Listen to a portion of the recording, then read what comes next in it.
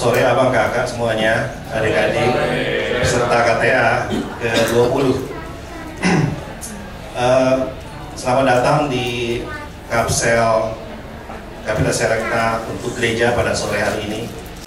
Di sesi Kapsel gereja, kita akan dibuka, tentunya kita semua udah tahu ya, tema yang akan dibukakan adalah etika dan seni menikmati misi Allah dalam gereja.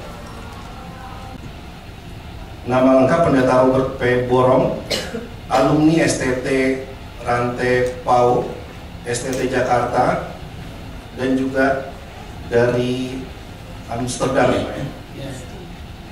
Vrije University, Amsterdam. Saat ini beliau profesi sebagai pendeta dan juga dosen full time di STT Sulawesi Barat, Mamuju, tahun 2020 sampai sekarang. Pendeta dan juga dosen full time di STT Jakarta sejak tahun 1996 hingga 2019. Pendeta dan dosen full time STT Intim Makassar dari tahun 1984 hingga tahun 1987. Pengajar part time program studi doktoral di STT Setia, STT Jeffrey Makassar, Institut Agama Kristen Toraja, STT Wesley. Pelayanan sebagai Ketua Majelis Pertimbangan Gereja Kristen Sulawesi Barat, Sekretaris Pembina dan Pendidikan PGI dari tahun 87 hingga 92. Beliau juga aktif di Perkantas pada periode 1978 hingga 1980. Kurang lebih seperti itu Pak. Terima kasih. Ya. Baik, untuk waktu dan tempat ini saya persilakan kepada Bapak Pendeta Robert Borong untuk memulai pemaparan pada sesi Kapsel Gereja pada kesempatan sore hari. Terima kasih. Kayaknya kita harus lebih rileks ya. Dari tadi saya lihat tegang apa.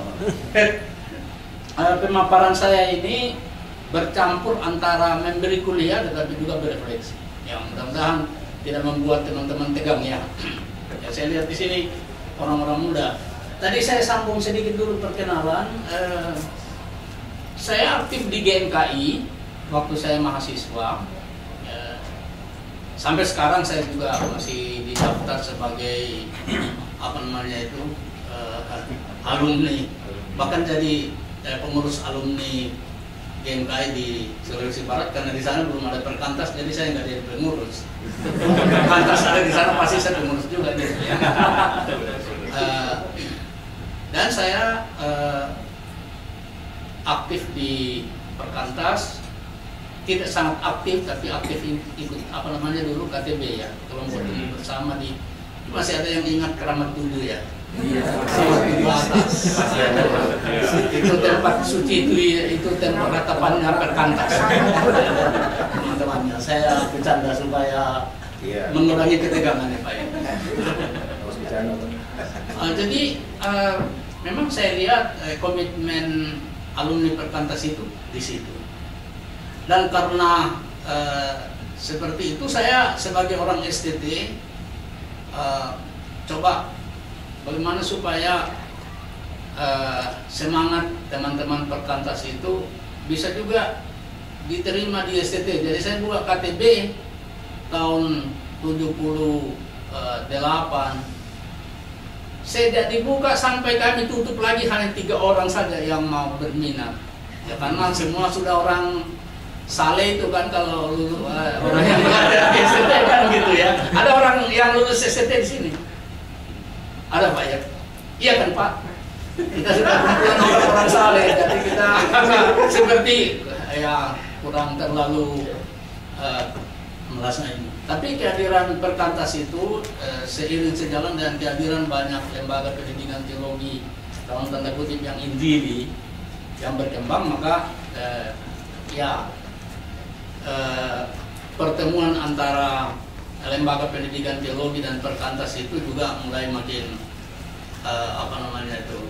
makin akrab ya, makin mesra gitu kan, termasuk dengan STT Setia misalnya, banyak alumninya, banyak mahasiswanya dan alumninya aktif di Perkantas.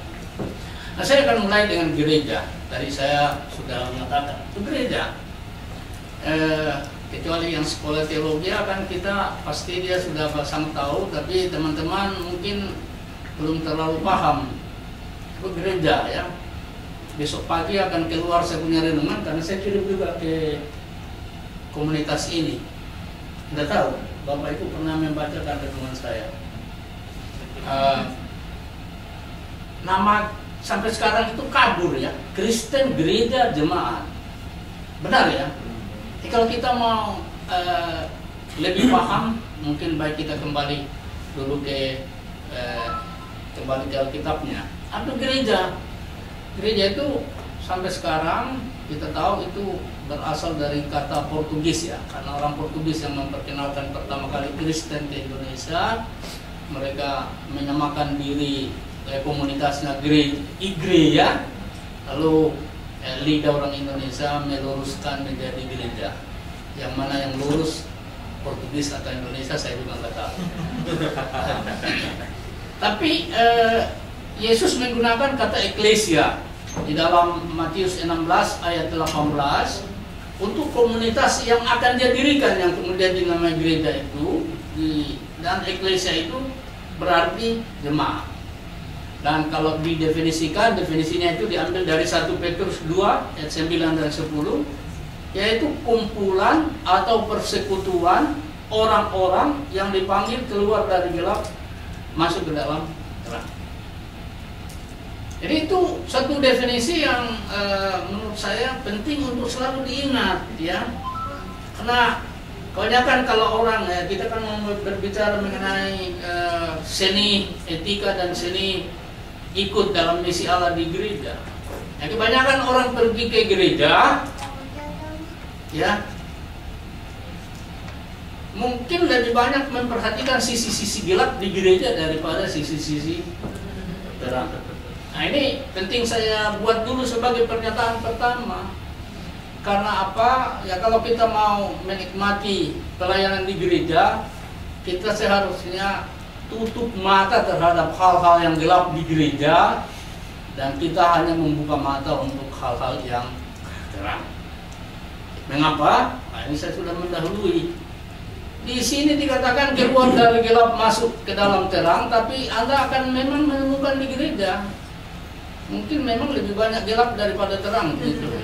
Ya, di gereja banyak pembohong, di gereja banyak juga ada juga koruptor ya. Saya 4 tahun lalu memberi rekomendasi sebuah buku diterbitkan oleh sekarang rektor di Universitas Kristen Maluku, menulis dia menulis tesis, kemudian dia berkaya dengan disertasi berjudul korupsi di gereja, dan dia di situ terbuka mengatakan tidak semua orang di gereja itu betul-betul orang-orang terang, tidak semua orang di gereja itu benar-benar orang-orang yang baik ya, banyak yang gelap, banyak yang tidak benar.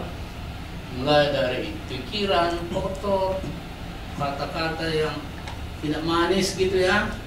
Kalau di masyarakat kita selalu bilang ada orang mulutnya kebun binatang, di gereja ada juga ya. Dan itu perbuatan gelap terjadi banyak di gereja. Ini saya mengatakan supaya kita realistik nanti ya. Kalau kita yang sudah melayani maupun yang akan melayani, kita lebih realistik bahwa memang kehadiran kita itu tidak untuk melihat, tetapi untuk ya membawa sesuatu. Nah itu seorang yang mau mengambil pekerjaan di gereja harus mulai dengan ini. Nah hakikat gereja saya nggak usah panjang lebar jelaskan, disebut umat Allah. Kalau namanya umat Allah itu kan berarti ya ini bayangkanlah umat Allah, kalau cuma umatnya borong aja ya pasti nggak sama lah ya. Saya berusaha supaya semua mahasiswa saya baik ya, tapi tidak bisa semuanya baik. Karena apa? Ya saya sendiri tidak baik kan. Tapi kalau Umat Allah harusnya semuanya baik, karena apa? Allahnya sangat baik, kan begitu. Tapi kebanyakan ini kan kita tidak pikirkan, kita hanya jadikan itu sebagai status. Bait Allah, rumah Allah itu bayangkan, rumah Allah. Tapi seingat saya termasuk di Perkantas begini menjadi debat. Tubuhmu itulah bait Roh Kudus, ngapain kau asap terus dengan rokok? Nah, itu kebanyakan cuma itu yang dibahas di gereja, mengenai gereja sebagai bait Allah. Bukankah bukan cuma urusan rokok, harus urusan yang lain juga ya. Kenapa ada juga orang Kristen korupsi? Kenapa masih ada juga orang Kristen menipu? Ya kalau memang mereka adalah bait Allah, bait Roh Kudus, apalagi bangunan Allah, kawanan domba Allah, ya harus putih semua. Pernah nggak lihat domba hitam? Nggak ada. Dombanya semua putih gitu, tapi di gereja banyak domba hitam gitu. Ya, tubuh Kristus. Ya kalau kepalanya bersih kok, masa badannya kotor? Nggak bisa. Nah, saya nggak lanjutkan lagi teman-teman, itu hanya mereview saja. Tetapi pentingnya kita memang harus lebih objektif melihat gereja. Nah, ini sifat gereja yang paling tidak di dalam rumusan pengakuan iman semua gereja, ya ada 3. Ya, pertama, bahwa sifat gereja itu adalah persekutuan yang kudus. Kudus, gereja itu kudus. Pengakuan iman rasuli, setiap hari Minggu kita berdiri, kita mengatakan, aku percaya kepada gereja yang kudus. Lalu yang kedua, unity, umum. Baru yang ketiga, ini saya kutip dari kata-kata Martin Luther yang mengatakan kita harus realistik bahwa di gereja, orang-orang di gereja simul justus et peccator, maaf bahasa Latin, artinya memang itu orang-orang yang sudah diperbaharui, tidak dia gunakan kata kudus. Memang orang-orang di gereja itu sudah diperbarui oleh Roh Kudus, tapi mereka masih tetap orang berdosa. Nah, itu sifat gereja. Dan ini harus kita sadari ketika kita mau mengambil bagian. Nah, ini Pak Pendeta Eli Yunus ini saya sempat tanya, kenapa sih pakai kata menikmati dulu? Nah, ini kita punya diskusi. Karena kalau menikmati kayaknya kok mau apa gitu, mau memuaskan diri gitu ya. Tapi ya kita kasih arti positif ya Pak Moderator. Maaf. Jadi ini penting untuk kita tahu, penting untuk kita betul-betul sadar. Nah, saya kira tugas gereja tidak perlu saya ini. Nah, sekarang misi gereja, ya. Misi gereja itu selalu diajarkan di sekolah teologi. Hakikat gereja dan misi gereja itu sama, yaitu pertama memperlihatkan persekutuan yang kudus itu tadi, komunio, ya disebut apa di dalam bahasa Latin, bahasa Yunani, koinonia, duduk bersama. Maka kalau kita beribadah, kita duduk bersama, tidak berdiri bersama, kita duduk. Koino. Kita duduk bersama, ya. Nanti kalau ada liturgi harus menghadap Tuhan, ya kita berdiri, begitu ya. Karena kita sedang menghormati, ya. Kalau kita melihat pejabat datang, kita disuruh berdiri. Kalau saudara pernah menghadiri perkawinan, kalau pengantin masuk karena dianggap dia raja sehari, kita harus berdiri, ya. Di dalam liturgi gereja, kita baru berdiri kalau kita mau menghadap Tuhan. Tapi ketika kita menyadari kedirian kita sendiri, kita adalah duduk bersama. Itu persekutuannya, duduk bersama. Mengapa ditekankan itu duduk bersama? Mungkin belum pernah Anda dengar dari katekisasi atau ceramah. Karena orang yang duduk bersama berarti dia sedang menyepakati sesuatu yang penting. Ya, Ini arti dari di macam-macam istilah di gereja. Misalnya apa namanya, konsistori ya. Ya, konsisten. Nggak tahu artinya konsistori? Konsistori artinya tempat duduk bersama untuk membuat keputusan. Mengambil keputusan. Kalau sekarang ini konsistori kita lebih kenal sebagai tempat majelis, mempersiapkan segala sesuatu. Memang itu maknanya. Mereka tidak berdiri aja terus di sana, mereka duduk bersama untuk memutuskan sesuatu. Itu arti dari konya. Yang berikut diakonia. Saya itu baru minggu ini, sesudah hari kenaikan Yesus Kristus, saya agak memperhatikan kisah Rasul, kitab kisah Rasul. Dibayangkan saya sudah pensiun dari pendeta, baru perhatikan. Ngapain aja selama 40 tahun jadi pendeta? Baca tapi sepintas banget. Saya baru memperhatikan sekarang. Ternyata hal yang paling diperhatikan oleh kitab kisah Rasul itu dari usul gereja adalah diakonia. Ya. Mulai dari kisah Rasul pasal 2, sesudah turun Roh Kudus ya, mereka kumpul bersama, mereka punya harta juga dan makan sama-sama, itu disebut diakonia. Ya. Saling memberi, saling berbagi, ya. Lalu pasal 4, pasal 6. Sekarang saya sedang membaca pasal 11.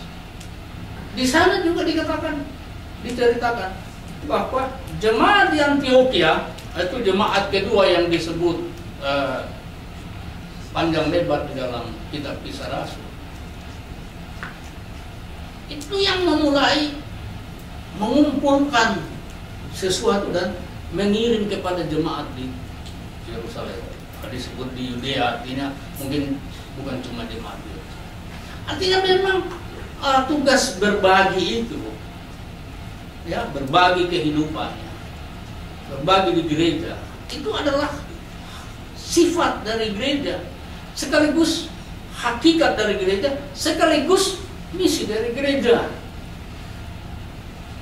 Saya kira aspek ini sudah banyak di dalam. Saya harus mengaku di sini, saudara-saudara yang saya selama melayani di gereja, karena saya datang dari gereja yang kecil, saya hidup dari lebih besar hidup dari diakonia, termasuk sampai sekarang. Banyak jemaat di Jakarta ini yang melakukan diakonia kepada sekolah kami, sehingga kami punya kampus, ya, kami punya ini, dan itu sesuatu yang memang sangat penting untuk diperhatikan. Jadi kalau kita nanti mengambil bagian dalam misi Allah, misi gereja, kita harus ingat itu. Dan tidak hanya pergi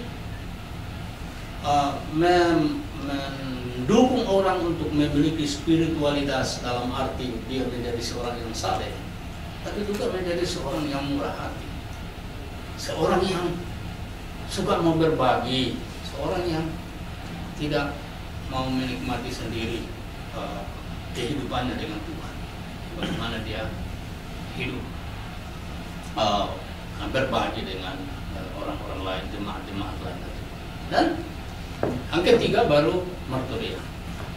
Marturia yaitu menjadi saksi, ya, bersaksi. Nah, mungkin perlu juga sedikit saya catat di sini teman-teman, bahwa kadang-kala di gereja juga paham mengenai misi dan marturia itu ditumpang tindih.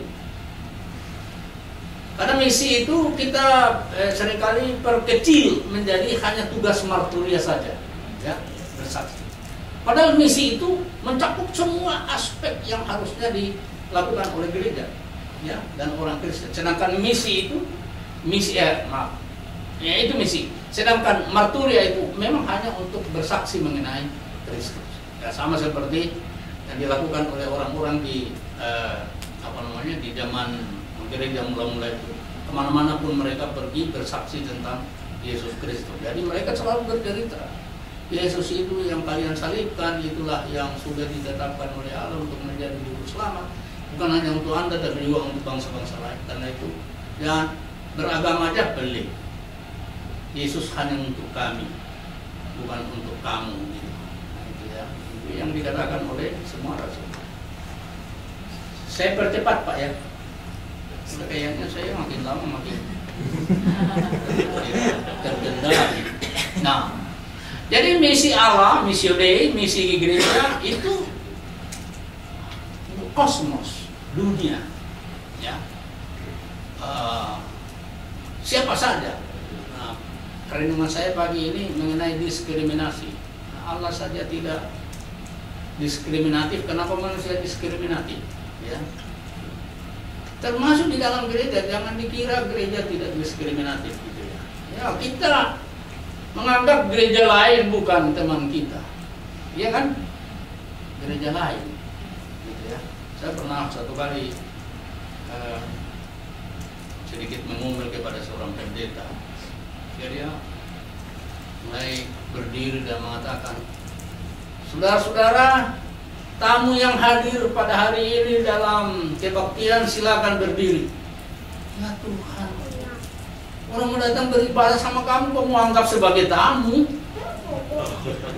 Tersinggung saya Pak kalau dianggap saya tamu di salah satu gereja. Karena menurut saya, semua jemaat, semua gereja adalah tempat di mana semua orang Kristen boleh beribadah dengan siapa saja. Jangan suka menganggap orang lain tamu ya. Dan jangan juga suka menganggap diri tamu. Ya. Kita itu adalah ya, umat bersama dengan siapapun. Kosmos, mundus, ya, kosmos, dunia, ya. Itu adalah sasaran dari misi Allah. Karena itu tidak boleh ada kita membeda-bedakan, ya. Kamu GKI, kamu GPIP, kamu ekumenis, kamu Injili, kamu Pentakosta. Sebagainya. Saya sejak beberapa minggu di Jakarta karena saya tidak kuat pergi gereja gara-gara saya punya vertigo itu. Saya menikmati, saya selalu kebaktian di katedral. Dan saya belajar banyak. Cara mereka berdoa, ya. Cara firman Tuhan disampaikan. Saya belajar dari teman-teman pastor. Walaupun dulu juga saya beberapa kali masuk gereja Katolik, kalau tidak ditolak ya karena ada gereja Katolik dia tanya dulu sama kita, kamu anggota di sini bukan? Itu di NTT saya pernah alami. Masuk gereja Katolik dia tanya dulu, kamu anggota di sini kayaknya kamu baru. Karena saya pendeta Protestan Pak, boleh nggak masuk? Ya masuk aja lah Pak. Ya kita alami toh, ya. Kita segan pergi ke gereja lain. Nah, padahal kita ini bagian dari dunia yang dikasih. Oke. Nah, misi ini memang saya bedakan antara tiga. Ada misi Allah untuk dunia, ada misi gereja yang sebagai komunitas, tetapi memang ada misi pribadi juga. Setiap orang adalah misioner, bukan hanya penginjil yang diutus lembaga-lembaga penginjilan, tetapi kita. Nah, saya juga membuat ini semacam seperti piramida, karena menurut saya misi setiap orang itu walaupun menjadi bagian dari misi gereja, tetapi dia hadir untuk bermisi sesuai dengan apa yang dia hayati. Ini saya kasih contoh seperti ini. Pernah di sebuah acara Natal, panitia mengumumkan seperti ini. Kita dalam acara Natal tahun ini mempunyai 3 sasaran pelayanan. Yang pertama, bangku gereja. Ada gereja butuh bangku. Yang kedua,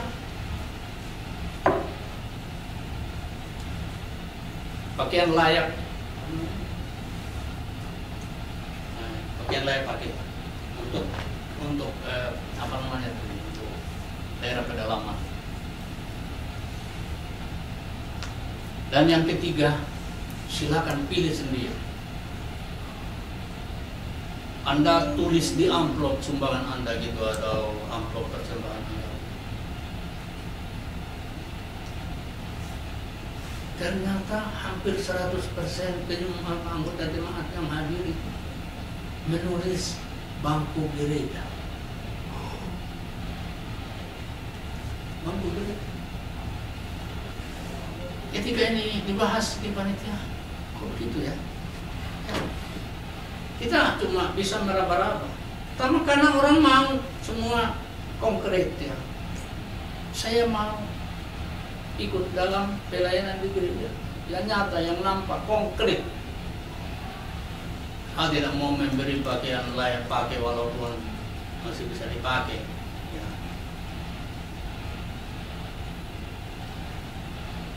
Tapi saya juga tidak mau memberi untuk sesuatu yang saya tidak tahu mau diapain. Ini mau saya bilang apa, teman-teman? Kita kalau mau mengambil bagian dalam misi Allah di gereja, silakan Anda memilih ya yang betul-betul Anda mau lakukan dan Anda dapat lakukan. Jangan idealisme saja, tetapi konkret. Ya. Harus konkret, karena di gereja pun kehadiran kita itu harus kita konkretkan. Saya mau memberi apa? Saya mau mengambil bagian dalam bidang apa di gereja. Oke, lanjut ya. Ini mungkin tidak perlu ya Bapak Ibu ya.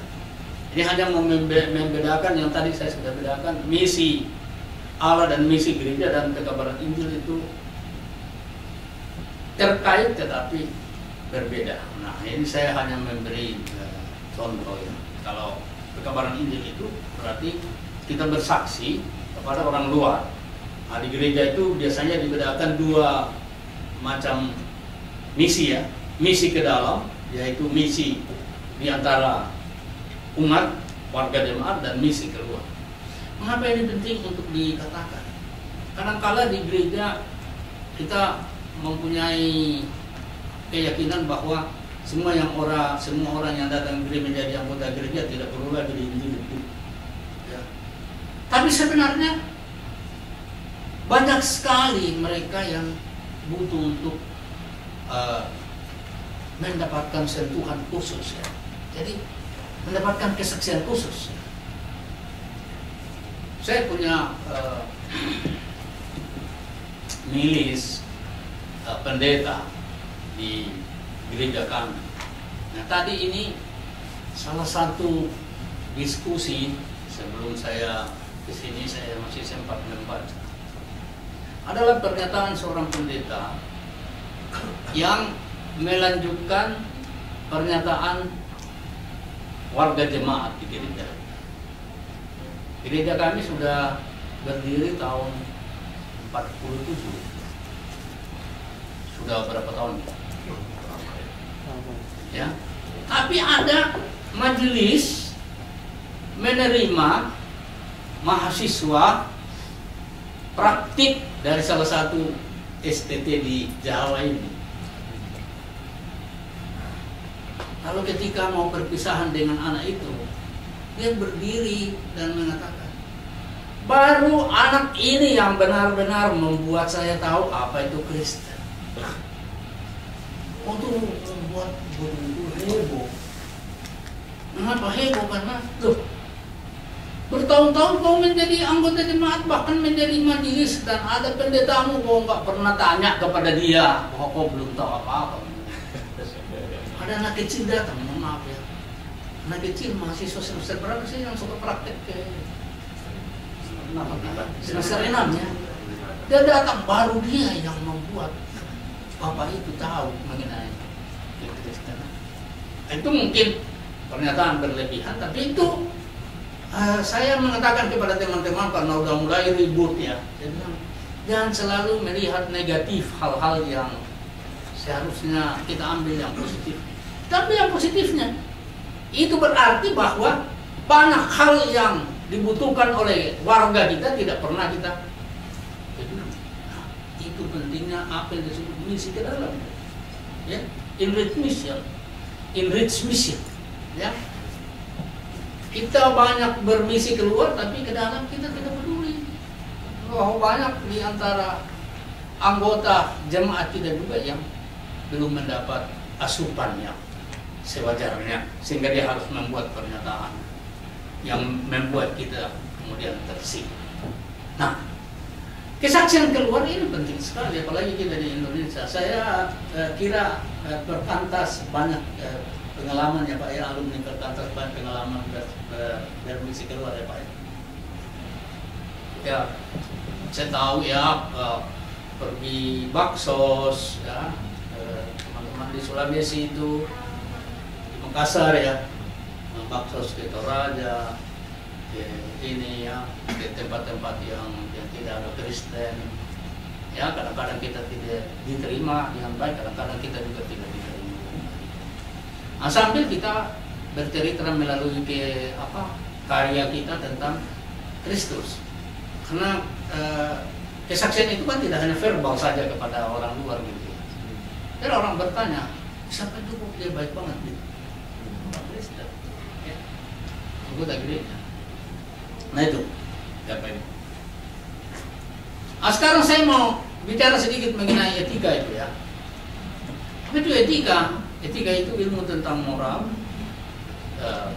Yang terkait dengan etika itu adalah norma, yaitu standar atau kriteria yang baik, dan moral itu semua yang baik yang dilakukan oleh manusia.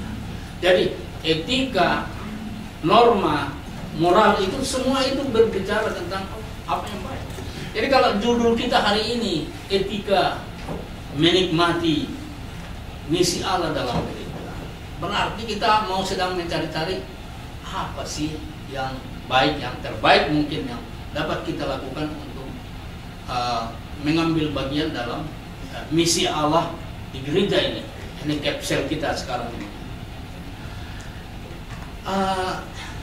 Mengapa etika itu diperlukan, dan walaupun di dalam bahasa Yunani etika dan estetika itu dibedakan ya, etika itu berurusan dengan moral, sedangkan estetika itu hanya berurusan dengan keindahan.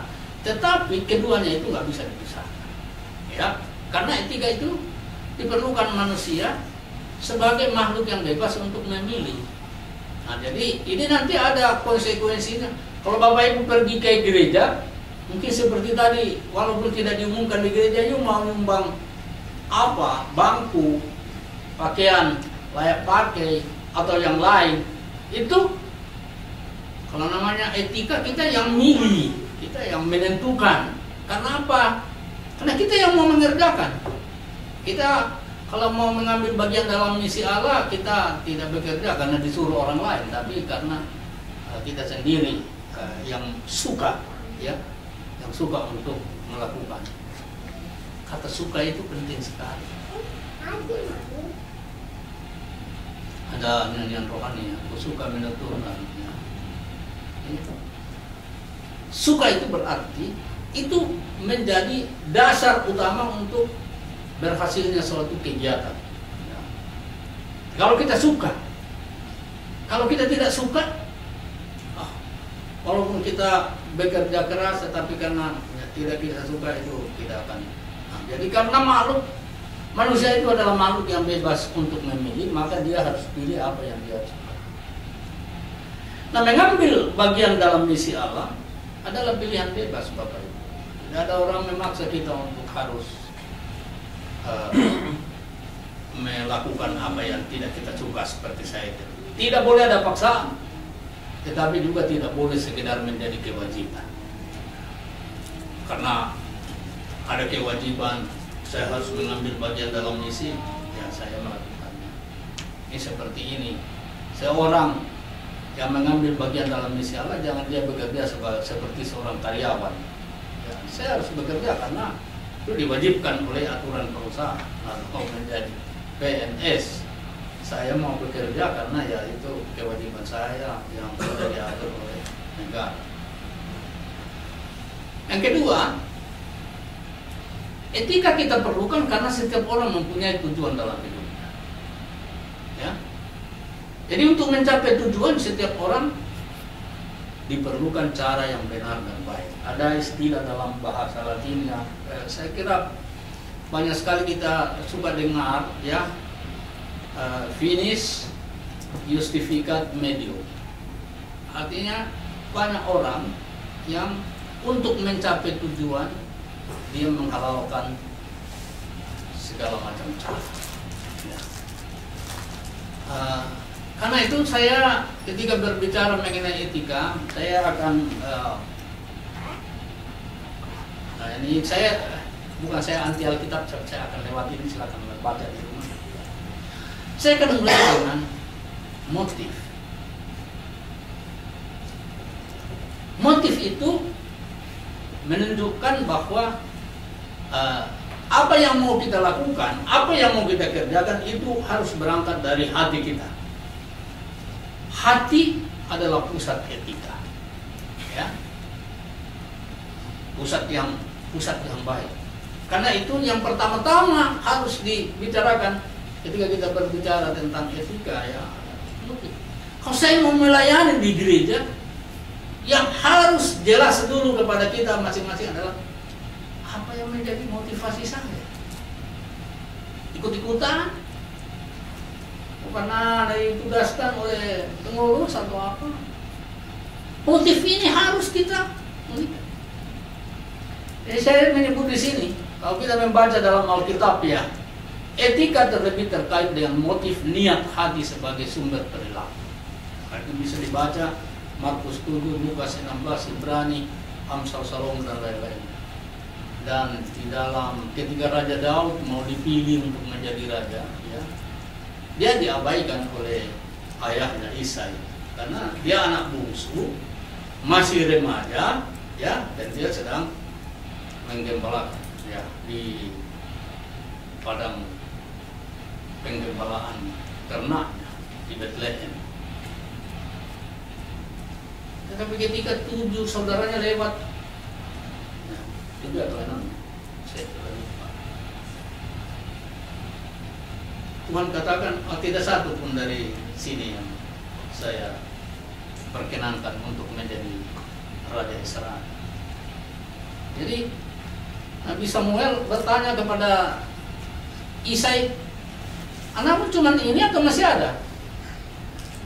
Bayangkan, Isai menjawab, masih ada, tapi ya dia masih kecil, dia menjadi gembala ternak. Dan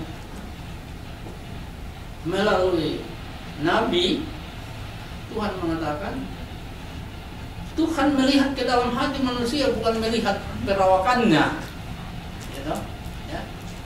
Karena itu memang motif itu, hati itu, ya. Saya menerjemahkan kata motif itu dengan hati. Apa yang ada dalam hati itu yang pertama-tama harus kita clear dulu.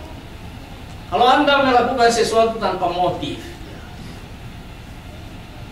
mungkin Anda akan mengerjakannya ala kehendaknya. Mungkin Anda akan cepat menyerah, atau sebaliknya mungkin Anda juga terlalu cepat puas. Bisa toh? Ya, karena di gereja itu kan tadi kita sudah bilang ada gelap, ada terang. Nah, motif berpartisipasi dalam misi Allah di gereja saya bedakan di sini. Ada yang baik, ada yang buruk. Dan ini realistis, saya dasarkan pada pengalaman, ya, pengalaman saya sendiri, pengalaman melihat Tuhan. Pertama, kalau motif baik itu bersyukur. Karena saya mau bersyukur kepada Tuhan, saya mau mengambil bagian dalam. Kalau orang bersyukur, pernah mengeluh enggak? Mengeluh enggak kalau orang bersyukur? Kok ragu ya? Tidak. Tidak kan? Kalau Anda bersyukur, Anda tidak akan pernah mengeluh sehebat apapun tantangan. Jadi ini dulu yang harus kita jelas. Saya mau mengambil bagian dalam pelayanan, ya, karena saya mau bersyukur kepada Tuhan. Jadi kalau namanya bersyukur, diterima ya syukur, nggak diterima ya syukur. Berhasil ya syukur, gagal juga ya syukur. Bersyukur. Loh, supaya Anda tidak cepat mundur, Anda juga tidak cepat malas.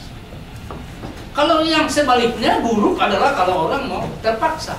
Ya terpaksa itu karena kewajiban, terpaksa itu karena disuruh, terpaksa itu karena ikut-ikutan, bahkan terpaksa itu karena ada maunya. Nah. Kedua, motif partisipasi dalam misi Allah di gereja, baik itu yang melayani. Kebalikan dari melayani adalah cari nama. Ya. Banyak orang mau mengambil bagian dalam pekerjaan di gereja tapi untuk cari nama, supaya dia dianggap, supaya dia dihormati. Dia orang murah hati, dia orang banyak duit, dia orang apalagi begitu ya. Maaf nih kalau saya ngomong begini, tapi itu ada tuh. Nah, ada ketiga,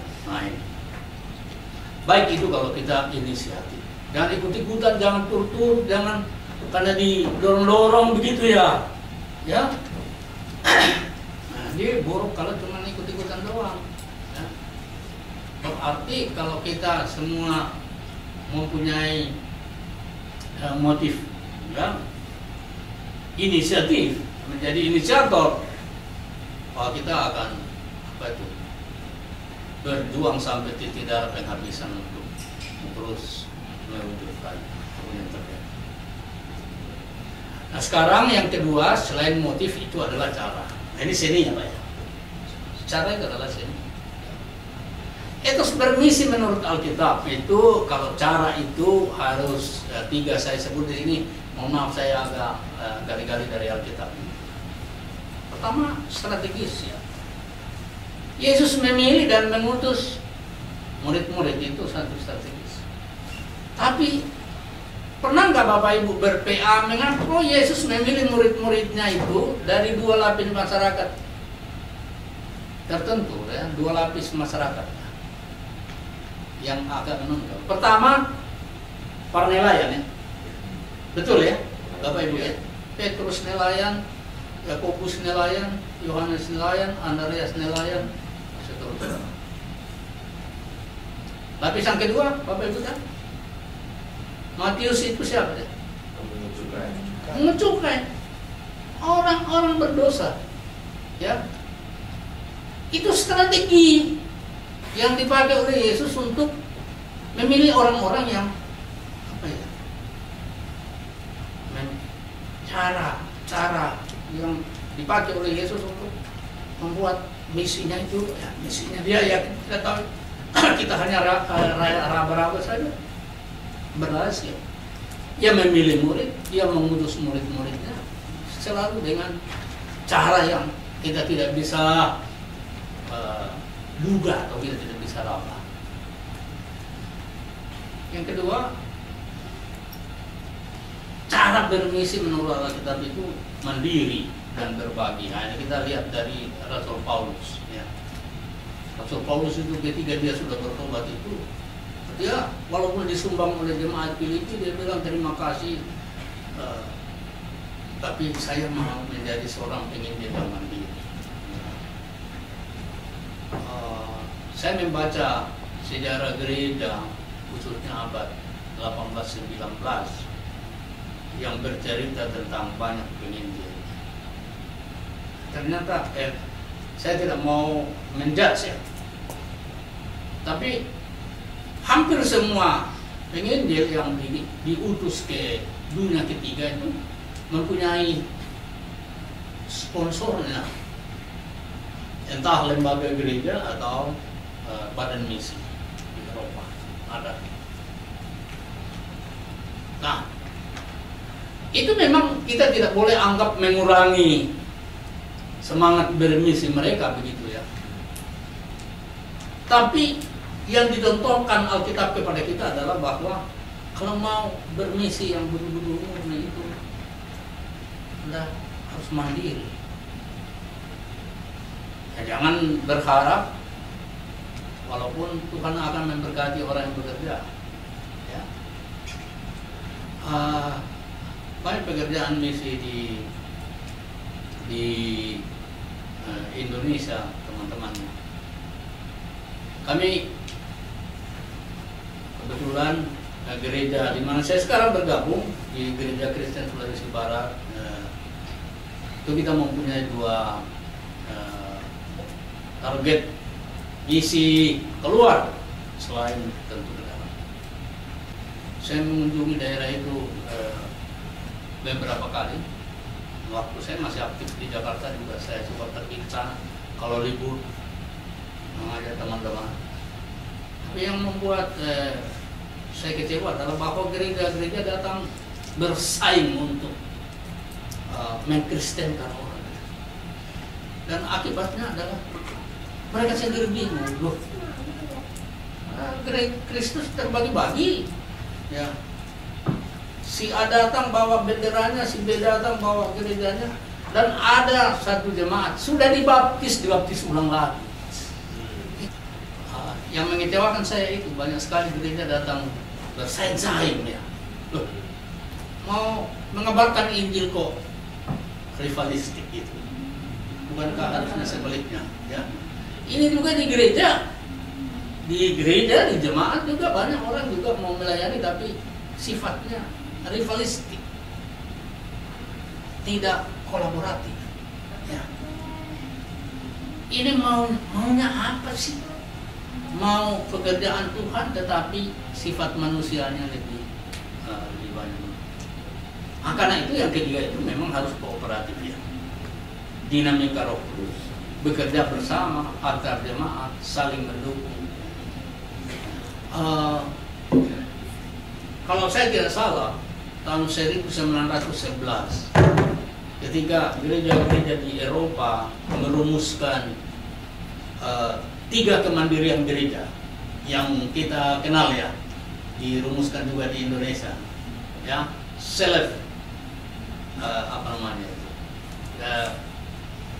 self-supporting, apa lagi? Nah, bahasa Indonesianya saja karena saya tidak mengerti. Mandiri dalam teologi, ya, mandiri dalam dana, mandiri dalam sumber daya manusia, SDM, mandiri, 3 mandiri. Artinya kalau begitu gereja tidak perlu lagi saling membantu begitu.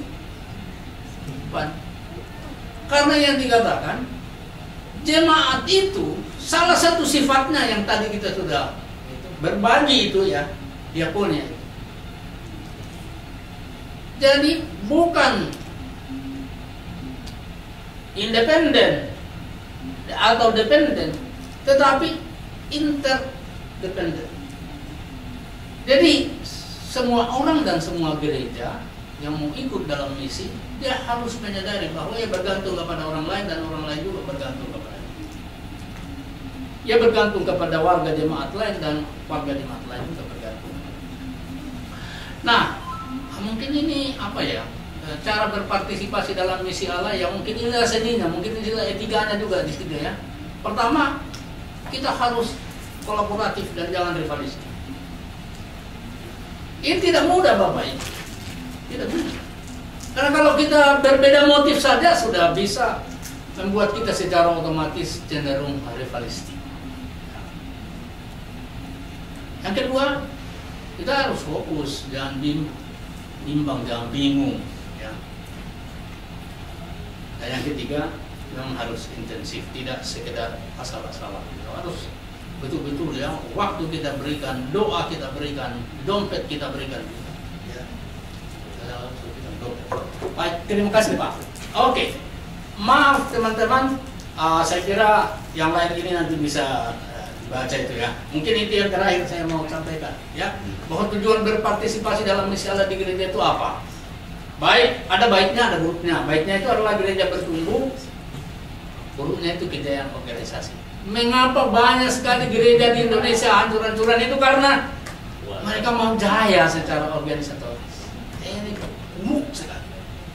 Kedua, gereja supaya bersatu, bukan gereja ofensif, gereja pecah-pecah. Ini yang paling buruk di Indonesia ini sekarang.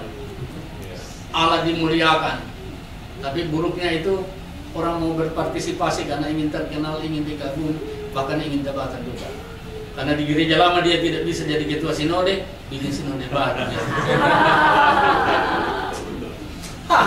Saya kira itulah yang motif, cara, dan tujuan harus murni.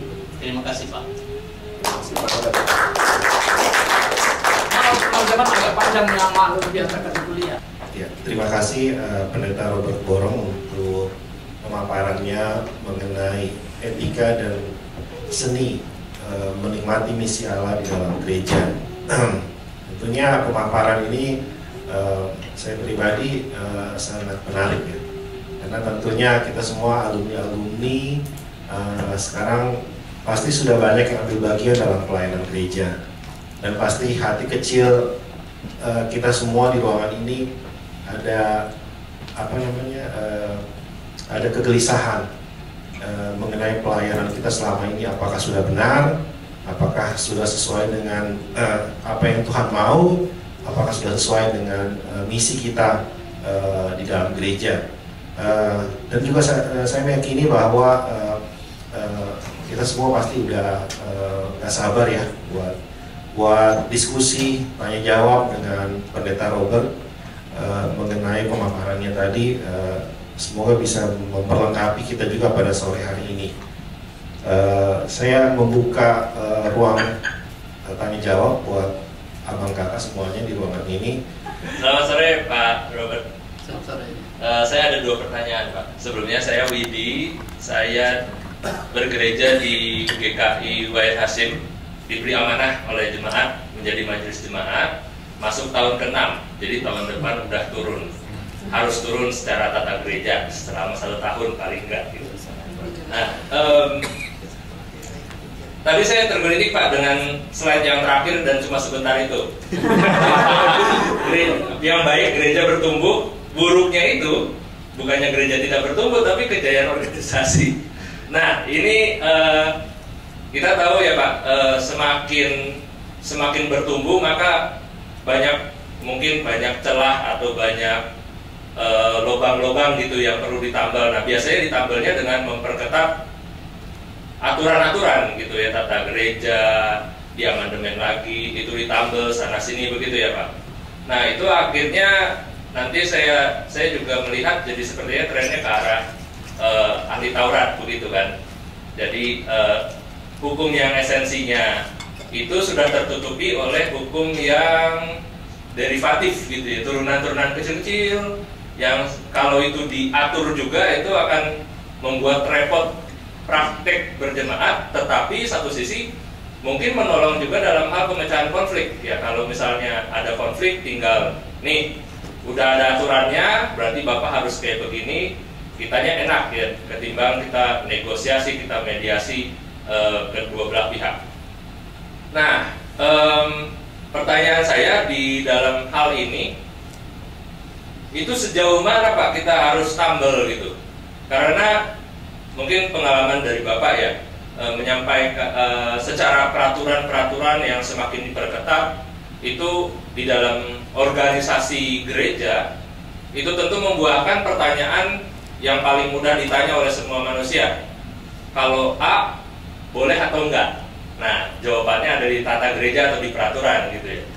Nah tapi kita ini kan sama-sama kalau mencari kehendak Tuhan atau kita menggumulkan suatu keputusan, mungkin saat ini A, tetapi nanti tahun depan atau 5 tahun lagi bisa jadi sudah A- gitu ya, masih dekat-dekat A atau mungkin udah jauh gitu ke Z. Nah itu pandangannya seperti apa? Apalagi dalam, saya pernah baca juga sedikit bagian etika Kristen dari Pak almarhum Pendeta Eka Dharma Putra ya. Jadi ketika kita menghadapi konflik nih atau menghadapi 2 kondisi yang sama-sama buruk, beliau menyarankan pilih yang paling bertanggung jawab.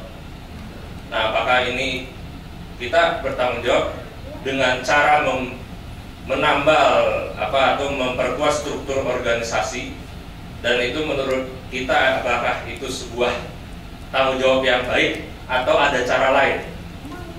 Nah, yang pertanyaan yang kedua Pak, ini terkait dengan bagian dari etika tapi yang lebih kecil Pak, dan ini sepertinya yang saya tahu Pak Robert juga sangat mendalami mengenai etika lingkungan dan etika ekologi gitu ya Pak.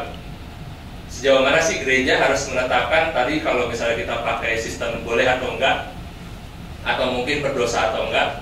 Mungkin dulu kita bilang buang sampah sembarangan berdosa gitu. Nah sekarang buang sampah tidak sesuai kategori sampahnya berdosa, gitu misalnya Pak. Atau adakah upaya di dalam gereja ini bisa berkontribusi lebih besar dalam isu lingkungan yang sedang kita hadapi? Terima kasih Pak. Ya, perkenalkan nama saya Berkat. Kebetulan saya dari GKI juga, GKI Palsi Gunung di Depok. Yang mau kutanyakan tadi di situ disinggung juga ya, fokus ya. Kalau kita terlibat di dalam pelayanan itu seringkali ketika sudah mau diajak lagi, dipercayakan lagi, panitia lagi. Kok ngelirik? Ya gitu ya. Sedangkan kita melihat kanan kiri, tenaganya nggak banyak, orangnya nggak banyak, jadinya dia lagi. Tetapi di satu sisi juga kalau kita terlalu banyak yang dipegangin, jadinya jadi bawah itu kerjanya sekedarnya, asal-asalan, sekedar beres. Jadi pukulannya nggak kuat gitu. Kita nggak benar-benar menggunakan kuda-kuda yang pas gitu. Sebagai alumni yang waktunya juga terbatas, dan tadi Kapsel yang keluarga juga mengingatkan bahwa jangan sampai keteteran di rumah gitu kan, di keluarga. Apakah sesuatu yang bijak ketika kita, walaupun kita lihat kanan kiri nggak ada yang bisa ngerjain, tapi kita menolak gitu, maaf nggak bisa, itu sesuatu yang wajar kah? Apakah itu seperti ya dia nggak korsa nih, dia nggak setia kawan, masa ditinggalkannya aku sendiri mengerjakan pelayanan ini? Itu sesuatu yang wajar kah? Atau ini untuk menguatkan aku juga? Iya Bang. Itu wajar nggak? Karena kita kan perlu jangan asal-asalan mengerjakan pelayanan itu. Itu sih dariku. Terima kasih. Ini mengenai aturan-aturan ya. Ada prinsip reformasi yang seringkali diucapkan tapi dipotong. Gereja yang diperbarui harus terus-menerus diperbarui. Titik. Padahal ada sambungannya tuh. Gereja yang diperbarui harus terus-menerus diperbarui sesuai dengan firman Tuhan. Yang di ujungnya itu firman Tuhannya itu enggak, sehingga kita terlalu fokus pada peraturan yang sudah ada harus diperbarui. Bagaimana memperbaruinya? Ini kebetulannya. Tadi juga ini, karena ini kami punya pendeta sedang banyak keresahannya. Salah satu ini keresahan kita ini gereja punya identitas atau tidak? Nah, seperti itu ya. Misalnya kalau sekarang kan banyak orang berbicara tentang denominasi, kita punya denominasi yang jelas atau kita ini udah gado-gado gitu. Ya. Nah, apa ukuran bahwa kita masih gereja yang sama? Kan bukan harap pada peraturan yang sudah yang kita waris, apalagi semua peraturan di gereja-gereja di Indonesia itu kan warisan kolonial itu. Kita harusnya membuat peraturan postkolonial yang sesuai dengan firman itu. Tapi kan kita ini masih tergantung. GKI itu Calvinis, harus Calvinis apapun yang terjadi. Calvin aja udah 500 tahun yang lalu apa gitu. Bayangin, iya nggak bisa kita ini. Jadi kalau pertanyaannya, boleh nggak sih peraturan ini? Saya punya cara menangkap tadi ya, Pak ya. Ya. Peraturan itu perlu terus-menerus diperbarui, tapi jangan hanya berdasarkan kebutuhan, tapi terutama berdasarkan kebenaran firman Tuhan. Jadi tadi saya tidak terlalu menangkap apa yang dimaksud dengan peraturan yang lebih jelimet begitu. Oh, yang dari sudah partitnya ya, turunannya Pak. Jadi ya turunannya ditambah lagi. Yang tadi misalnya jangan peraturan hukum Taurat, jangan mengingini milik sesamamu. Nah, harus dibuatkan lebih ini ya. Lagi SOP bawahnya lagi Pak. Oke. Sampai Ya tadi kerja, juga gitu. sebenarnya terkait dengan etika lingkungan itu. Dulu jangan buang sampah sembarangan, harus dibuatkan lebih turun lagi gitu. Nah, sampah yang apa yang tidak boleh dibuang sembarangan. Kalau sampah daun pisang malah menurut saya baik kalau dibuat sembarangan kan langsung jadi pupuk kan begitu. Nah, mungkin begini, saya orang yang tidak terlalu mendukung peraturan yang terlalu jelimet ya, karena membuat manusia menjadi seperti robot ya. Nah, saya orang etika pernah belajar kepada Pak Eka, pernah belajar pada Latwi Hamalo, dan makin saya belajar pada orang-orang etika itu, saya makin sadar bahwa memang kebebasan itulah yang sebenarnya di atas segala-galanya. Kalau kita bebas untuk berpikir, bebas untuk memilih, bebas untuk menentukan, itu yang paling, bagi saya itu yang paling penting. Cuma gereja ini kan sudah menjadi institusi, karena itu memang perlu ada peraturan. Tapi kalau peraturan terus dibuat, makin lama anggota jemaat nanti menjadi robot Pak. Itu sebabnya saya tidak terlalu setuju kalau peraturan dibuat terlalu ketat. Peraturan itu harus juga terbuka terhadap tafsiran, terbuka terhadap refleksi setiap orang sesuai dengan. Kira-kira begitu ya. Ada yang mohon maaf. Nah, kalau etika lingkungan ya, saya kira memang harus selalu berkembang sesuai juga dengan perkembangan persoalan lingkungan yang kita hadapi. Kalau dulu memilah sampah itu di barat di tahun 70-an, 80-an sudah mulai, di Indonesia baru dimulai, tapi menurut saya juga penglihatan saya tidak pernah ada yang benar-benar malah tong-tong sampah yang sudah dibuat berjejer 3 itu dilewati orang ditendang, Pak, bukan diisi, ditendang. Nah, itu yang menurut saya. Karena apa? Yang mau diberesin aturannya, tapi manusianya tidak diberesin. Saya kira di gereja itu juga harus etika itu mengutamakan kesadaran. Jadi yang paling penting itu adalah bagaimana kesadaran manusia itu dibuat sedemikian rupa sehingga dia tanpa peraturan pun dia bisa betul-betul hidup sesuai dengan apa yang dikehendaki. Saya tidak anti peraturan Bapak Ibu ya. Nah, pertanyaan hari ini cukup menarik buat saya, dan menurut saya sudah singgung tadi mungkin terlalu jelas. Boleh nggak sih kita menolak itu apa tadi, bijak nggak sih kalau kita menolak, kalau kita udah saya tadi mengatakan bahwa yang nomor 1 harus dibereskan itu adalah motif. Kalau menurut saya ya, kalau memang kita udah capek dan ini daripada terpaksa, lebih baik kita menolak. Saya kira Tuhan tidak marah kalau kita menolak. Yunus juga nolak, walaupun akhirnya dia dibuang karena Ayo lu Bang.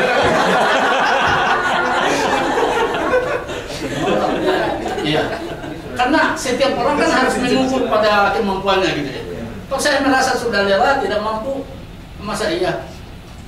Dan Tuhan pasti membangkitkan orang lain lagi untuk bisa melanjutkan pekerjaan kita. Kalau kita boleh rehat dulu ya, rehat Pak ya, jangan berhenti.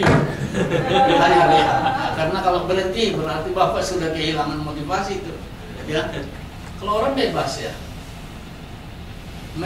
bebas untuk menentukan. Ya, tadi kan saya kasih contoh, lu mau bangku atau mau yang lain.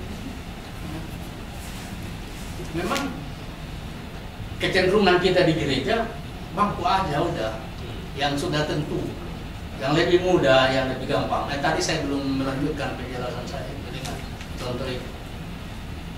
Tapi pada prinsipnya kita mau mengatakan bahwa ya kalau memang kita ingin fokus Bahkan kalau Anda mau mengatakan saya rehat dulu atau berhenti dulu dari pelayanan di gereja, tidak apa-apa.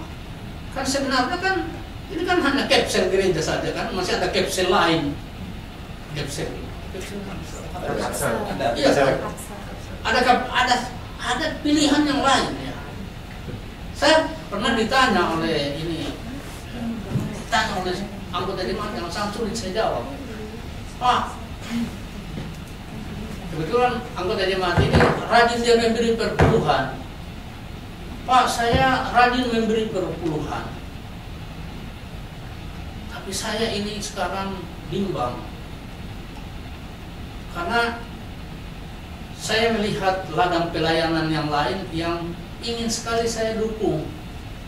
Apakah saya bisa mengurangi perpuluhan saya dan menyalurkan ke situ? Ini pertanyaan tidak mudah, Pak, kalau berbicara tentang fokus kan. Dan saya mengatakan pada waktu itu, biarlah kita sama-sama berdosa kalau memang saya punya jawaban ini berdosa. Tapi menurut saya tidak haram untuk mengurangi perpuluhan ke gereja kalau Anda memang ingin membantu pelayanan yang lain. Kalau memang cuma yang 10% itu aja yang kamu relakan, siapa tahu kamu mau tambah 20. Kita tambah 10 lagi di sana. Ya, saya jawab bercanda seperti ini dan dia setelah sekian lama dia datang lagi kepada saya dan mengatakan, Pak, saya sudah memutuskan bahwa saya berhenti perpuluhan dalam arti ketat ke gereja. Tapi saya tetap menyediakan 10% dari income saya, tapi saya membagi-bagi ke macam-macam pelayanan. Mohon maaf majelis ya, jangan saya ini berdosa karena jemaat tidak fokus atau tidak setia memberi perpuluhan begitu ya. Ya. Tapi ya itu Pak, maksud saya tidak hanya dalam arti di gereja tuh kita bermisi, misi Allah. Tadi saya mulai dengan mengatakan misi adalah kosmos, mundus, ya, dunia ini. Jadi Anda punya uang kolekte dikirim untuk beasiswa atau dikirim untuk panti asuhan atau dikirim untuk yang lain, kalau memang hanya segitu tidak harus pergi ke gereja. Menurut saya juga tidak berdosa kalau sekali-sekali juga kita tidak kirim kita punya persembahan ke gereja karena ada orang lain lebih butuh, ya kan? Ya pernah ada juga cerita seorang anggota jemaat yang sudah memasukkan di dalam amplop, dia seorang yang setia memberi persembahan. Malam-malam tetangganya datang, anaknya sakit mau butuh pinjaman, dan dia tidak punya uang cash lain selain yang dia sudah masukkan di amplop itu. Dia bergumul itu, ya Tuhan bagaimana ini? Ya. Lalu saya tanya, lalu apa yang ibu lakukan? Ya, daripada itu anak pasien saya ambil dulu, besok pagi-pagi saya masih bisa pergi ke ATM untuk kasih yang saya sebentar di dalam amplop, walaupun saya sudah doakan begitu.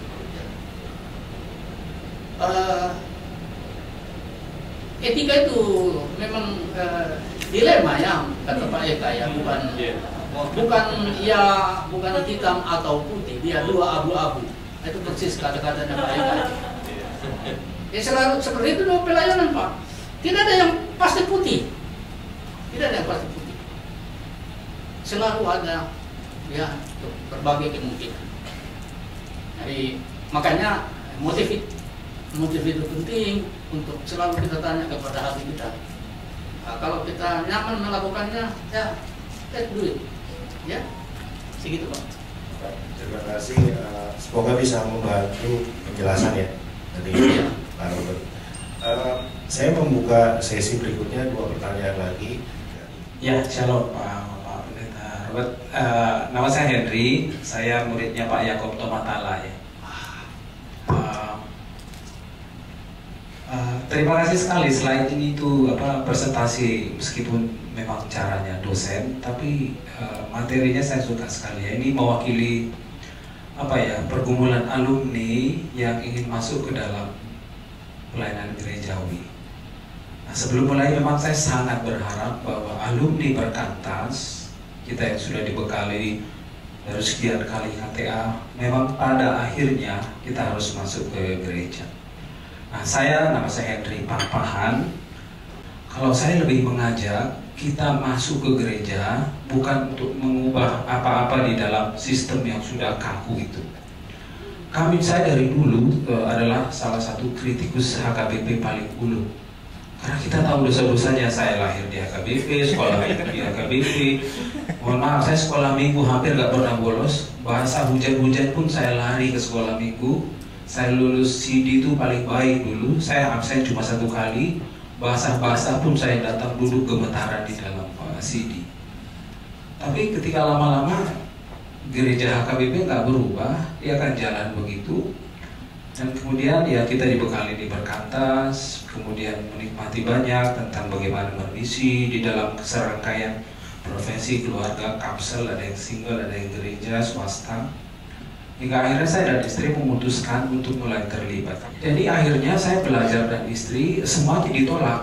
Kita itu ditolak, apa-apa idenya ditolak. Jadi akhirnya kami udahlah, gereja HKBP akan begitu, tembok-temboknya makin kuat, makin kedap suara itu dari kritik dari luar, tenang aja. Tapi fokus saya dan istri belakangan adalah mengerjakan saja apa yang kami bisa kerjakan. Rupanya fokus saya dan istri itu hanya memberi saja. Kami itu ikut terlibat sini, ikut bantu, ditanya nggak usah kalian aja. Lama-lama mereka membuka mata dan pikiran untuk apa yang kita kerjakan. Dan belakangan remaja-remaja mulai disentuh, pemuda-pemuda mulai disentuh, beberapa akhirnya Sintua itu ya, kita tahu proudnya Sintua ya. Kalau ini mohon maaf ya, kalau ada Sintua meninggal, dia nggak ditulis profesornya nggak apa-apa, dia nggak ditulis jenderalnya nggak apa-apa, Sintuanya harus nempel di batu nisan. Jadi memang lama-lama saya ingin mengajak kita fokus kepada pekerjaan Tuhan di dalam dan melalui gereja. Entah kita punya suara atau enggak urusan kita. Entah kita bisa mengubah akhirnya gimana secara organisasi, saya rasa enggak usah pikirin itu. Fokus apa yang ingin kita nikmati dan kita berikan kepada gereja, karena kita enggak akan bisa mengubah itu. Meskipun saya pernah bilang sama para halado kami ya, kita ini gereja Lutheran, karena lahir protesnya Martin Luther kepada kekakuan gereja pada zaman dulu. Dan saat ini HKBP sudah menjadi apa yang dikritik oleh Martin Luther dulu. Harusnya kita nggak bisa lagi menyebut diri gereja Lutheran. Dan ini saya mengajak bagaimana Bapak mau agar kami yang udah diisi sekian tahun ini, akhirnya kita nggak jadi kritikus gereja lagi. Jadi bagian aja lah. Tuhan aja ditolak kok, masa kita ingin mengubah yang sudah kaku ya puluhan tahun, ratusan tahun itu. Itu aja sih, makasih. Menurut saya tetap ada semangat untuk membawa perubahan, untuk membawa perbaikan. Martin Luther juga dulu bertahun-tahun putus asa di dalam biara, sebelum akhirnya dia memang kita harus keluar untuk mendobrak. Tidak apa-apa Pak kalau Bapak nanti terkenal sebagai reformator HKBP, kenapa tidak? Iya kan? Karena memang di gereja juga terus, ya seperti saya katakan tadi, harus terus-menerus diperbarui. Tapi ya menurut siapa, bukan menurut saya, tapi menurut firman Tuhan kan. Jadi kita tidak boleh membiarkan status quo saja. Kalau setebal apapun tembok, kalau perlu pakai rudal Amerika 18 meter ditembus kan. Nah saya kira justru alumni Perkantas ini terus terang aja ya, saya karena kita mempunyai waktu belajar firman Tuhan yang lebih intensif daripada warga di mana. Sebenarnya menurut saya salah satu yang justru harus kita bawa adalah perubahan-perubahan dan pembaruan di gereja. Kita mulai saja yang kecil-kecil di jemaat. Tadi Bapak sudah mulai. Teruskan saja Pak. Jangan berhenti, jangan sedikit agak kendor gitu, harus terus kencang. Ya Pak ya. Terima kasih, hanya itu aja. Pertanyaan berikutnya. Nama saya Jessica, asal gereja GKI. Sebenarnya saya baru bergabung di GKI itu setelah menikah. Sebelumnya saya dan suami itu dari sama AKBP gitu. Sebenarnya bagaimana pandangan dan sikap gereja terhadap para church? Karena pandangan gereja ini terhadap para church akhirnya bisa menjadi faktor bagi alumni untuk berkiprah di gereja dan tidak merasa tertolak. Karena beberapa sharing juga, mungkin bukan hanya dari saya, banyak teman-teman kesulitan untuk menawarkan program ke gereja. Ya mungkin bukan program yang ingin diubah, tapi kayak kita misal mau memasukkan KTB gitu. Dan responnya cenderung itu ditolak gitu. Kayak sudah ada benteng. Karena saya merasa mungkin di gereja tidak pernah dijelaskan kita jangan mengikuti para church gitu. Tapi saya nggak tahu kenapa responnya seperti langsung ditolak. Sebenarnya apakah program gereja harus saklek diikuti dan tidak ada sisi fleksibilitasnya sebenarnya? Itu sih Pak. Karena saya melihat, karena tadi teringat ke cara berpartisipasi itu kan ada kolaboratif, ada harusnya intensif, kita harus gereja yang bertumbuh. Sepertinya ini sangat tidak terlaksana ketika menawarkan hal-hal yang baru gitu. Terima kasih Pak. Ini memang itu ya, kalau di peraturan di gereja, struktur liturgi apa segala macam itu tidak mudah untuk diubah. Jadi apa yang harus dilakukan? Apa kita berhenti? Ya. Mungkin kita sangat sulit untuk menerobos semua kulit-kulit yang sudah ada di gereja itu. Yang saya maksud dengan kulit itu adalah semua aturan sudah ada, liturgi sudah ada, apa sudah ada semua. Kalau Anda datang dengan tadi mengambil contoh KTB, ya, kelompok tumbuh bersama, mereka sudah alergi baru dengar saja namanya KTB dah.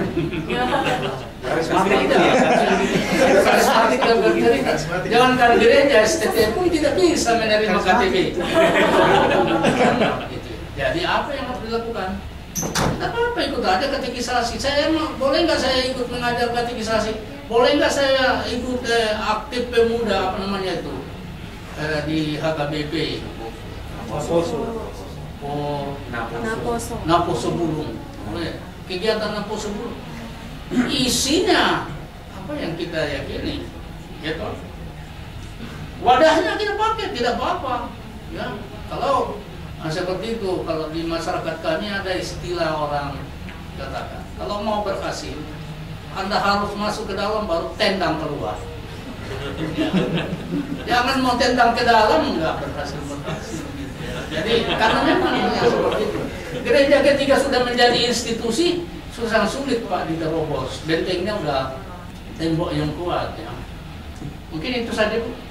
Kalau yang itu Pak, bagaimana sebenarnya pandangan dan sikap gereja terhadap para church? Saya kira itu pentingnya yang namanya dialog itu juga mungkin harus menjadi salah satu strategi yang kita buat ya. Tadi saya menyebut Yesus juga punya strategi ya. Kalau kita datang langsung dengan bendera ya, kelompok apa, kita pasti sudah langsung ditolak gitu. Tapi kalau kita coba dengan pendekatan lain ya, menawarkan sesuatu yang mungkin berbeda tetapi bisa diterima. Ini saya pengalaman saya, ada teman-teman yang kenal langham di sini. Dulu pun langham itu dianggap sebagai momok merah. Merah itu artinya gerombolan yang paling menakutkan di gereja kami gitu. Tapi teman-teman dari langham tidak menyerah. Mereka datang ingin menawarkan pelayanan untuk para pengkhotbah tidak pakai langham. Datang dengan kami dari gereja ini, kita sih asas katanya diterima lah ya. Kalau menyebut GKI atau BPIB mungkin lebih mudah daripada menyebut para church. Gereja-gereja apa namanya itu Horeca ya, itu Horeca, hotel, restoran, cafe.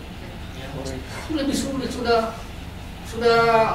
ada apa namanya itu prasangka sudah ada stereotip itu, nggak bisa mau apapun teori wibawa sudah akan langsung. Jadi harus ada strategi lain, kedekatan yang lain, ya. Dialog itu ya. Saya sendiri juga kan anggota gereja, masa iya saya datang membawa racun? Ya, tapi orang yang mapan, gereja yang mapan, ada tadi istilah saya ingat prices para church itu ya, para church itu memang tidak akan diterima di gereja. Itu dianggap maaf itu, gereja menganggapnya itu benar. Dia mau datang untuk ya nanti lama-lama dia membawa kita anggota jemaat pergi. Cukup ya deh. Terima kasih. Dia menyerah. Kecuali kita menginvasi klasis dan sinode. Dengan saya Yunita, yang pertama adalah tadi kan kalau dilihat latar belakang kita banyak alumni Perkantas tuh gereja tradisional ya istilahnya. Nah, bagaimana tanggapan Bapak mengenai sekarang kita lihat tren itu lebih ke lifestyle mega church gitu loh Pak. Jadi dia dalam satu kali kebaktian bisa ribuan jemaatnya, tapi banyak yang lepas yang tadi Bapak sampaikan dari mana asalnya terdaftar, tapi dia karena lagi sekarang tren gitu hype, jadi mega church ini yang lagi booming gitu Pak. Terus yang kedua study case, ada keluarga Pak Sutri yang aktif gitu Pak di gereja yang lintas suku ya. Jadi suaminya di persekutuan gitu ya, bahkan pernah jadi ketua gitu. Tapi karena udah bertahun-tahun suatu saat konflik gitu Pak, dan akhirnya mundur. Padahal sementara istrinya itu lomba aktif gitu Pak, yang bisa tiap hari. Kan kita tahu yang istilahnya kalau udah cari kesibukan gitu, jadi lebih bisa sampai setiap malam gitu ada di gereja gitu Pak. Nah sementara suaminya tidak jelas gitu meninggalkan pelayanan, tapi istrinya tuh tetap aja gitu eksis gitu, dan anak-anaknya juga bukannya mau mencampur ya Pak, tapi maksudnya tanggapan Bapak gimana gitu. Sementara kan mereka Pak Sutri gitu, tapi suaminya ignore, sementara istrinya tetap gitu loh Pak. Demikian, terima kasih Pak. Ini fenomena mega church ya. Nah, ini kan juga sebenarnya bukan hal yang baru ya. Sekali lagi kita tidak menghakimi ya. Orang-orang yang berkarisma untuk mendirikan gereja besar ini saya kira harus kita acungi jempol. Tetapi tetaplah mereka juga manusia. Ya. Mungkin motif kita tidak tahu. Apakah memang mau memuji Tuhan, membesarkan gereja, atau karena kalau mendirikan gereja besar di luar gereja yang sudah ada, itu kan mengkristenkan orang Kristen atau menjemaatkan jemaat, apalagi lah istilahnya ya, atau mengambil domba di kandang orang atau memancing orang begitu ya. Jadi kita tetap harus bersikap kritis ya. Nah di sini kita tidak perlu harus mengatakan kita harus menolak ya, nggak apa-apa. Saya juga suka kalau kita sekali-sekali pergi mengikuti KKR ya, kebaktian kebangunan rohani di gereja besar ya. Nah cuma ternyata ongkos pergi ke sana mahal. Canda ya Bu ya, tapi artinya ada apa-apa Bu kalau kita mau ini, tapi ya jangan itu menjadi sesuatu yang ini. Jadi intinya tidak apa-apa kalau ada orang berkarisma untuk mendirikan sebuah gereja, tapi jangan dia mematikan gereja yang lain. Nah sampai Bapak bikin gereja lalu HKBP tujuan. HKBP tujuan. Oke. Pertanyaan yang kedua Ibu ya. Saya suka sekali itu khotbahnya Pendeta Yandi ya. Ada satu khotbahnya yang menarik itu mengenai pasangan suami istri. Mulai dari pacaran, suaminya selalu setia bahwa dia di gereja, tapi dia tinggal di luar terus. Sampai mereka sudah suami istri, selalu antar istri pergi gereja tapi dia main kartu atau main apa di luar kalau orang lain kebaktian. Waktu kedua Su meninggal dunia, istri menghadap Petrus langsung masuk surga. Suaminya langsung juga mau ikut ke dalam, tapi Petrus bilang, tunggu dulu, kau cuma datang antar istri di sini. Aduh, kemarin penilaian. Yang mau saya katakan, pasutri harus jalan bersama. Nah, kalau ada kasus seperti ini, menurut saya tidak apa-apa tetap aktif di gereja, tapi mungkin ibu bersama anak-anak juga harus menginjili suami, dalam arti ya harus ada damai dulu lah gitu ya, karena menurut saya tidak mungkin nyaman saja orang pelayanan di gereja tapi rumah tangga diabaikan keharmonisannya ya. Dan menurut saya seperti yang saya katakan tadi, gereja itu bukan satu-satunya ladang di mana kita, tapi keluarga kita juga harus kita beresin ya. Mungkin kalau saya salah tangkap gitu ya Bu ya, kira-kira pertanyaannya ke arah itu gitu. Jadi suaminya karena sakit hati konflik dengan kaum bapak jadi mundur gitu, tapi istrinya terus. Ya itu maksud saya, jadi istrinya harusnya terus meyakinkan suaminya ya, itu yang harus dia jadikan sebagai fokus ya. Nah, oke, pelayanan tidak apa-apa dia teruskan, tapi jangan sampai mengabaikan suaminya yang sudah mundur dari pelayanan. Kita tidak tahu ya, kita tidak tahu, kita hanya meraba apa yang terjadi. Tapi menurut saya dua-duanya harus diusahakan supaya harmonis kembali. Di gereja memang banyak sekali yang mengecewakan Bapak Ibu. Kalau kita melayani di gereja, mungkin kita akan lihat banyak sekali yang mengecewakan. Saya. Tapi itu tidak boleh, karena kita melayani di gereja bukan manusia yang kita layani. Itu yang saya belum ngomong. Kita tidak melayani manusia di gereja. Kebanyakan kita pergi ke gereja melayani orang yang kita lihat itu hanya mukanya orang-orang yang, apalagi yang memang sangat samar atau menor-menor gitu, yang kita perhatikan mukanya. Memang harus kita perhatikan adalah mukanya Tuhan kalau di gereja. Jadi apapun keburukan yang ada di gereja, tantangan yang ada di gereja, dan itu yang menjadi fokus pandangan kita. Fokus pandangan kita harus pada Tuhan yang kita sedang layani. Bisa ya, mungkin ini terlalu ideal gitu atau terlalu rohani juga, nggak apa-apa, tapi terima kasih. Oke, saya buka sesi ketiga buat bertanya. Saya dari Gereja Kibai, Pak Pendeta Robert ya, Pak Pendeta Robert pasti sudah familiar karena sama-sama dari Sulawesi. Saya Sulawesi dari Sulawesi Selatan. Oke. Begini Pak, saya senang Bapak membahas mengenai topik mengenai etika ya, karena ini berkaitan tidak hanya sekedar tadi kalau tadi aturan segala macam gereja, tapi kalau kita bicara etika juga pasti ada pengaruh orangnya.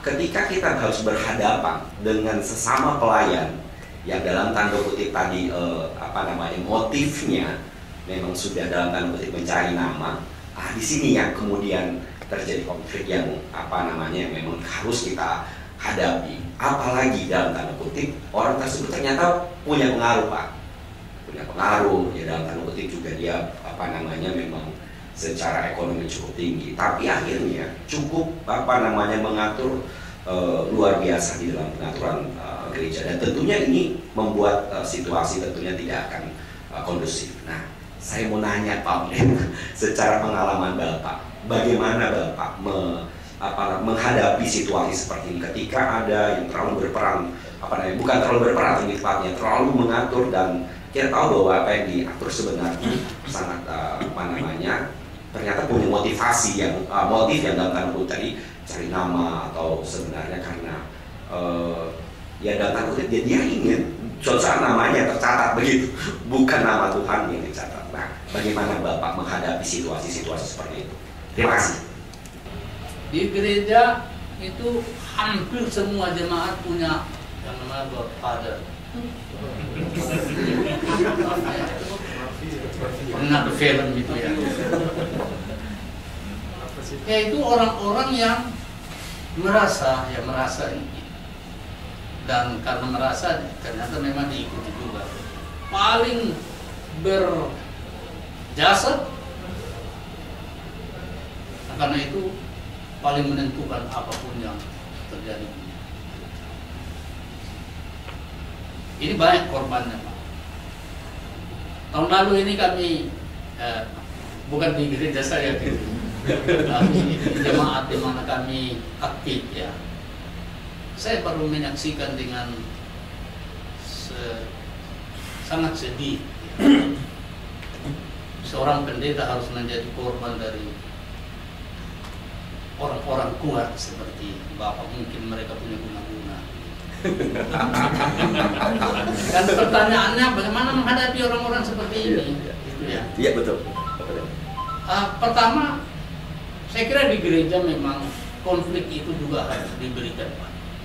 Tidak apa-apa Pak kita berkonflik, asal kita komitmen dulu bahwa ya kita berkonflik untuk memperbaiki situasi, bukan untuk memecah belah gereja. Karena apa? Kalau dibiarkan orang untuk menguasai gereja, dia berkuasa daripada Tuhan, ya, gereja udah pasti rusak, Pak.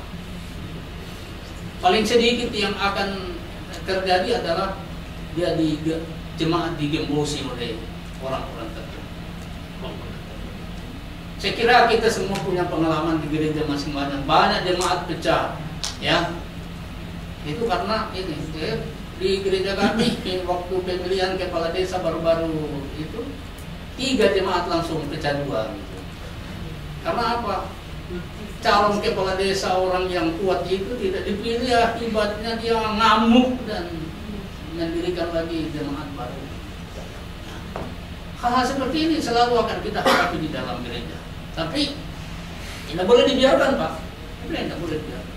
Saya waktu terjadi konflik antara di dalam jemaat pendeta dengan majelis jemaat, saya berdiri di depan pendeta dan mengatakan kepada jemaat, saya mohon maaf, bukan karena saya pendeta maka saya membela pendeta, tapi gereja tidak boleh bergantung kepada satu manusia. Jemaat tidak boleh bergantung kepada kekuasaan satu orang atau satu kelompok orang. Sayangnya itu pendetanya juga kebetulan pendeta perempuan, maaf ya kalau ada pendeta perempuan, saya tidak merendahkan pendeta perempuan, tapi cepat dia menyerah juga gitu. Lalu kita udah berdiri kita membela dia gitu.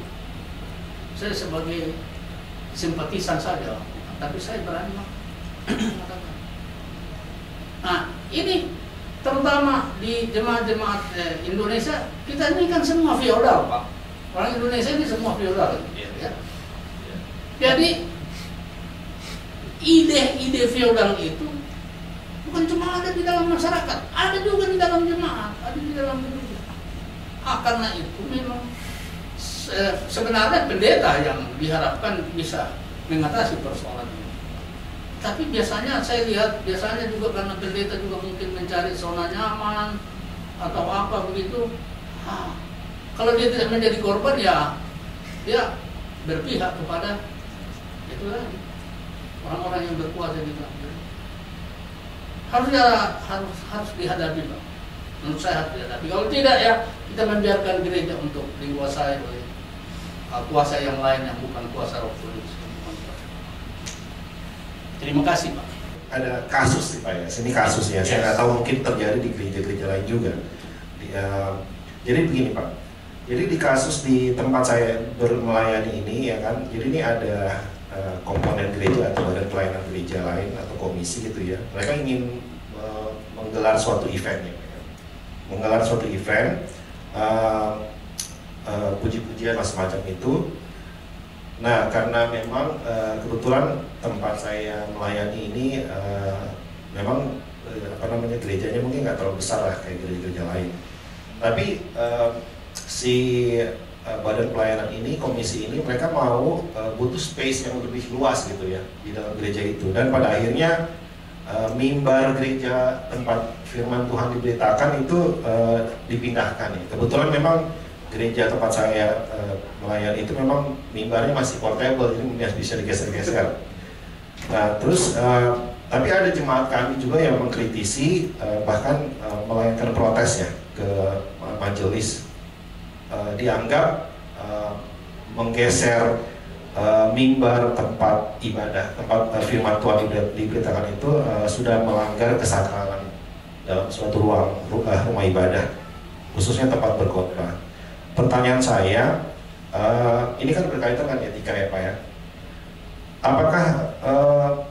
Apakah tindakan-tindakan semacam itu menjadi bagian dari etika melayani dalam gereja, atau ada hal-hal yang prinsip atau tidak prinsip untuk maksudnya diperdebatkan gitu ya, untuk yang soal-soal seperti ini mengenai mimbar gereja digeser-geser, jadi ada jemaat yang agak menyayangkan hal seperti itu hanya demi sebuah suatu kegiatan gitu Pak, kurang lebih seperti itu pertanyaannya. Yang kedua, ini sih lebih ke pengalaman sih ya. Sebelum saya melayani dan sebelum saya terjun langsung di gereja, saya sudah melihat di gereja itu polarisasi itu sangat kental ya, dan yang sifatnya komunal ya, di antara jemaat, di antara majelis ya kan, sering ada like or dislike dengan pendeta I, dengan pendeta A, pendeta B, semacam itu ya kan. Dan seringkali juga orang-orang ini hanya mau berhubungan dengan orang-orang yang tanda kutip sefrekuensi untuk melayani ya kan. Cuman pada akhirnya kan kayak begini-begini jadi benturan di dalam pelayanan di gereja. Nah pertanyaan saya itu bagaimana dinamika seperti ini akan mengerjakan apa yang menjadi misi Allah di dalam gereja tempat kita melayani. Kalau benturan-benturan ini polarisasi ini masih sangat kental di dalam gereja. Kurang lebih seperti itu sih Pak. Saya mengulangi sekali lagi ya, di gereja ini memang bukan semua orang-orang suci. Di gereja itu ya manusia biasa, termasuk para pendeta. Saya pernah menjadi pendeta di rumah. Pertanyaan pertama, urusan mimbar boleh apa enggak dipindahkan? Menurut saya itu juga mengada-ada lah ya. Karena hampir tidak ada jemaat yang menurut saya punya aturan bahwa mimbar tidak boleh digeser. Kecuali mimbar permanen harus dibongkar Pak ya. Dan pertimbangan peluang itu ya. Dan menurut saya ya mungkin yang memprotes itu juga terlalu mengada-ada gitu, atau cari-cari cari perkara, cari perhatian, cari apalah begitu ya. Jadi tapi memang walaupun hal-hal ini sederhana, tapi memang mengganggu juga keharmonisan pelayanan kalau tidak. Karena itu mungkin perlu juga di gereja hal-hal yang sangat kecil yang dianggap sepele perlu dipercakapkan. Misalnya soal posisi mimbar itu bagaimana ya, apakah memang mimbar besar itu haram untuk dinaiki oleh sintua dan hanya boleh dinaiki oleh pendeta, karena sintua kan disediakan mimbar lebih kecil tentu ya, sintua kalau dihadap itu. Nah, itu soal-soal kecil tapi memang bisa mengganggu juga Pak pelayanan kalau tidak secara terbuka kita percakapkan, kita diskusikan. Yang kemudian polarisasi di gereja, ya ini hal yang tidak bisa dihindarkan sih. Nah, kalau menurut saya itu pokoknya manusiawi sekali. Tapi memang akibatnya bisa buruk kalau dibiarkan. Nah, karena itu sekali lagi konsistori itu penting. Konsistori bukan hanya untuk majelis ya, tapi jemaat yang cuma ber-PA terus atau beribadah terus gitu, perlu juga ada waktu untuk diskusi diskusi publik atau ya bicara-bicara hal-hal yang mungkin dianggap sepele tetapi sangat mengganggu kebersamaan kalau dibiarkan. Saya hanya mau seperti itu merespon. Terima kasih. Terima kasih Pak Robert. Baik, saya rasa kita tutup ya untuk sesi tanya jawab kita pada sore hari ini. Kiranya apa yang boleh dipaparkan oleh Pendeta Robert Borong pada sore hari ini bisa memperlengkapi setiap kita yang secara khusus ambil bagian dalam pelayanan di gereja, berjemaat di gereja. Semoga kita pada akhirnya menjadi alumni-alumni yang membawa misi Allah yang nyata di tengah-tengah gereja yang tentunya tidak selamanya terang, tapi juga istilahnya Pak Robert tadi ada juga gelap-gelapnya di dalam gereja. Baik, kita akan tutup kapsel gereja kita pada sore hari ini.